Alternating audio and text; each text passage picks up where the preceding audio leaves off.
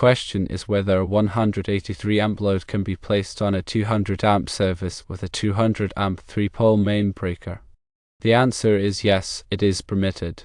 While it's generally recommended to not load a breaker more than 80% of its capacity for continuous loads, this rule does not apply to the main breaker of a service. The main breaker is allowed to be loaded up to 100% of its capacity, as per Article 220.1 of the National Electrical Code, or NEC. In the presented scenario, the calculated load is 183 amps, which is within the capacity of the 200 amp main breaker. Therefore, it is permitted to put this load in the 200 amp service. It is essential to understand the difference between branch circuit breakers and service main breakers when it comes to loading. Branch circuit breakers, which protect individual circuits within a building, are typically subject to the 80% rule for continuous loads. This means that the continuous load on a branch circuit breaker should not exceed 80% of the breaker's rating. This rule is in place to prevent the breaker from overheating and potentially tripping, which could cause a disruption in service or even a fire hazard. However, the service main breaker, which protects the entire electrical service for a building, is not subject to the same 80% rule. The service main breaker is designed to handle the total load of the building, and it is allowed to be loaded up to 100% of its capacity. This is because the service main breaker is typically larger and more robust than branch circuit breakers, and it is designed to withstand higher levels of heat. It is important to note that the 100% loading allowance for service main breakers only applies to the breaker itself. The conductors that feed the service main breaker must still be sized to carry the total load of the building, and they must be protected by an overcurrent device that is sized appropriately. The National Electrical Code, or NEC, provides detailed guidelines for calculating electrical loads and sizing conductors and overcurrent devices. These guidelines are designed to ensure the safety and reliability of electrical systems. When calculating the load for a building, it is important to consider all of the different types of loads that will be present, including lighting, receptacles, appliances, and motors. The NEC provides specific demand factors that can be used to reduce the calculated load for certain types of loads. Demand factors are based on the idea that not all loads will be operating at the same time. For example, a restaurant may have a large number of appliances, but not all of those appliances will be in use at the same time. Therefore, the NEC allows a demand factor to be applied to the calculated load for the appliances, which will reduce the overall load calculation. In a specific scenario, the kitchen loads were adjusted by a demand factor of 65%. This means that the calculated load for the kitchen appliances was reduced by 35%. This is a common practice in restaurants, as it is unlikely that all of the kitchen appliances will be operating at full capacity at the same time. After applying the demand factor, the total three-phase amperage was calculated to be 183 amps. This is the total load that the service main breaker must be able to handle. Since the service main breaker is rated for 200 amps, it is more than capable of handling the 183 amp load. Therefore, it is permitted to put this load in the 200 amp service. It is important to note that this analysis is based on the assumption that the load calculations were performed correctly and that all of the applicable codes and standards were followed. If there is any doubt about the accuracy of the load calculations, it is always best to consult with a qualified electrical engineer or electrician. They can review the calculations and ensure that the electrical system is properly sized and installed. The NEC Article 220.1 provides the general requirements for calculating branch circuit, feeder, and service loads. These requirements are essential for ensuring that electrical systems are safe and reliable. Understanding these requirements is important for anyone involved in the design, installation, or maintenance of electrical systems. The NEC provides detailed guidelines for calculating the load for different types of occupancies, including residential, commercial, and industrial buildings. The NEC also provides specific requirements for calculating the load for different types of equipment such as lighting, receptacles, appliances, and motors. When calculating the load for a building, it is important to consider all of the different types of loads that will be present. It is also important to consider the demand factors that can be applied to certain types of loads. Demand factors are based on the idea that not all loads will be operating at the same time. The NEC provides specific demand factors for different types of occupancies and equipment. Using demand factors can help to reduce the overall load calculation, which can save money on the cost of the electrical system. However, it is important to use demand factors carefully and to ensure that the load calculation is still accurate. The NEC also provides requirements for sizing conductors and overcurrent devices. Conductors must be sized to carry the load that they will be serving. Overcurrent devices, such as circuit breakers and fuses, must be sized to protect the conductors from overloads and short circuits.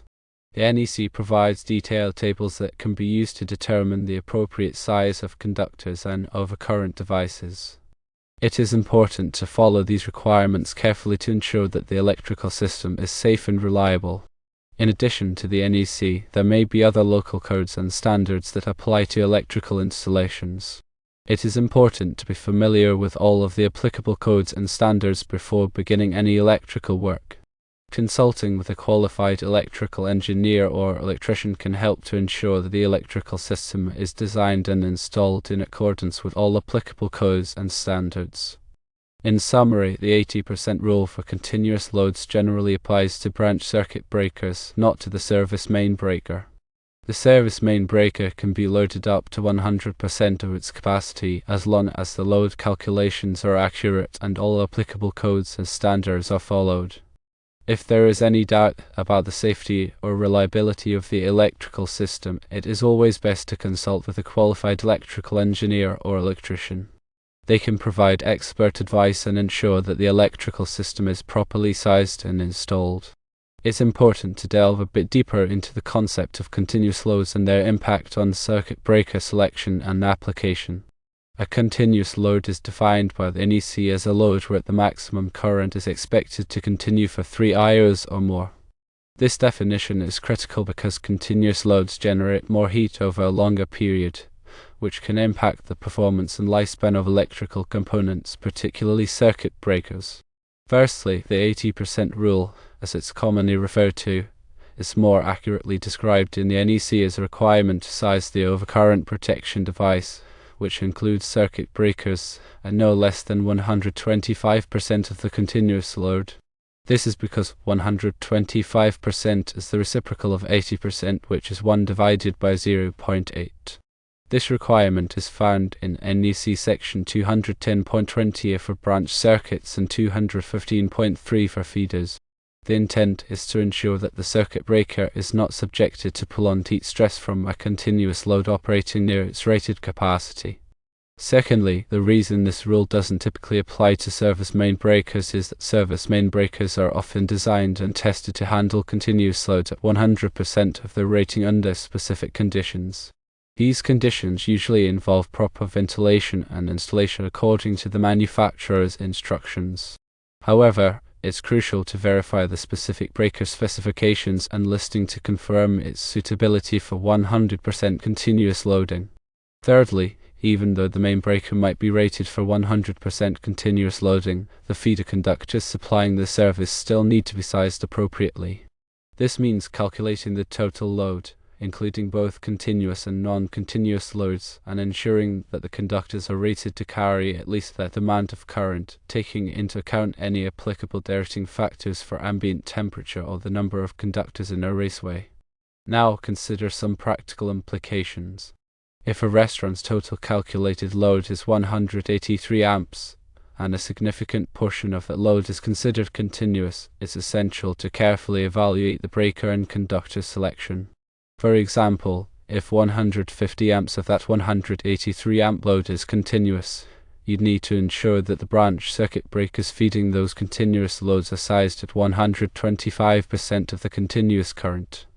So for a 20 amp breaker, the continuous load should not exceed 16 amps, which is 80% of 20 amps. Therefore, a 20 amp breaker can handle a maximum of 16 amps of continuous load. If the continuous load exceeds 16 amps, a breaker with a higher amperage is needed. The 125% rule is not applicable to the service. The question also mentions adjusting kitchen loads by a demand factor of 65%. Demand factors are statistical reductions applied to the total connected load based on the likelihood that not all equipment will operate simultaneously at their maximum rating. These factors are typically found in NEC and are specific to the type of occupancy and equipment being served. It's important to use the correct demand factors to avoid undersizing the service. However, it's equally important not to overestimate the load, as this can lead to unnecessary expenses. The reference to Appendix D, Example D3 in the NEC is pertinent. Appendix D provides examples of load calculations for various types of buildings. While the example cited is for a store, the principles of load calculation are applicable to other occupancies, such as restaurants. The key is to understand the specific requirements for each type of load and to apply the appropriate demand factors. A crucial aspect often overlooked is the coordination of overcurrent protective devices. Selective coordination ensures that only the breaker closest to the fault trips, minimizing disruption to the rest of the electrical system. This is particularly important in critical facilities like hospitals or data centers, but is also beneficial in commercial establishments like restaurants. To achieve selective coordination, the time current characteristics of the breakers must be carefully analyzed and coordinated. This often involves using breakers with different trip curves or adjustable trip settings. Furthermore, consider the impact of harmonics on the electrical system.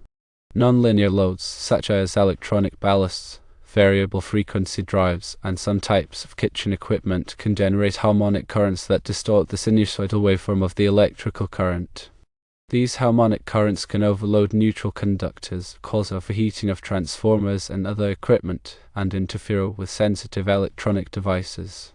To mitigate the effects of harmonics, it may be necessary to use harmonic filters or to oversize neutral conductors. The National Electrical Code provides guidance on addressing harmonic currents in electrical systems. In conclusion, while a 183 amp load can be placed on a 200 amp service with a 200 amp main breaker, it's crucial to carefully consider all aspects of the electrical system design, including continuous loads, demand factors, conductor sizing, overcurrent protection, selective coordination, and harmonic mitigation. Consulting with a qualified electrical engineer is highly recommended to ensure a safe, reliable, and compliant electrical installation. The answer is correct and permissible under the NEC given all code guidelines and safety standards are followed.